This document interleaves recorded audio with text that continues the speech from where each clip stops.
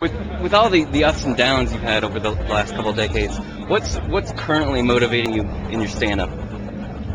Um, that I'm the greatest in the world, and that people still need me.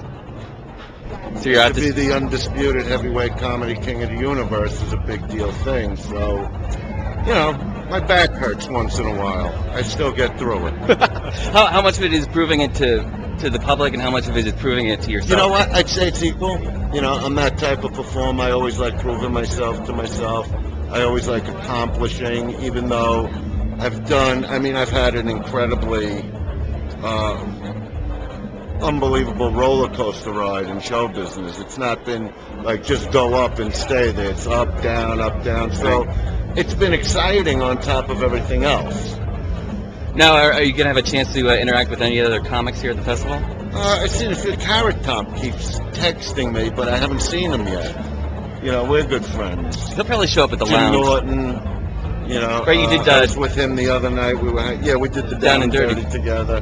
But Jim and me are friends for a long time. He was an opener for me before he became a headliner himself.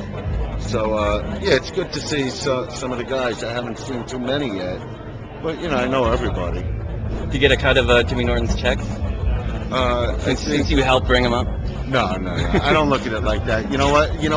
When I work with a guy, when I find a guy that I think is funny and he starts to get to where he's been wanting to get to, I'm a stepping stone for that. So that's a great thing. Do you also impart lessons to the young comics based on your experiences? Well, I do talk to a lot of comics, and I'm inspirational to them in a way that, like I said, it's been a rocky road for me. So I'm always the type that even when I'm down, I get up and I reinvent myself and I find something else I want to do. I mean, even this comedy album I just did, which is called Filthy Animal, it's the most innovative stand-up album ever, hands down, and the most exciting one ever.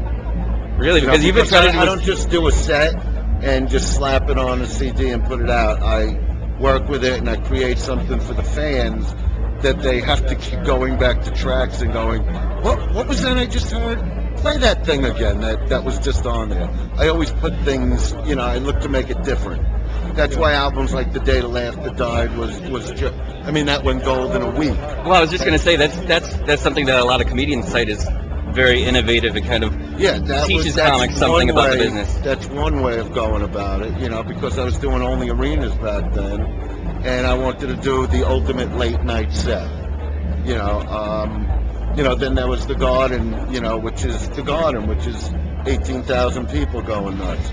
This album, this is years later, I wanted to really give them, I pride myself in being the rock and roll stand-up comic, so I should give them that kind of album, and I do.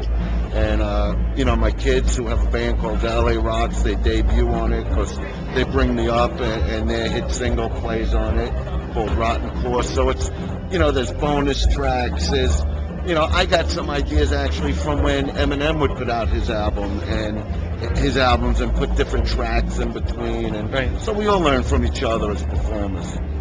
Nice.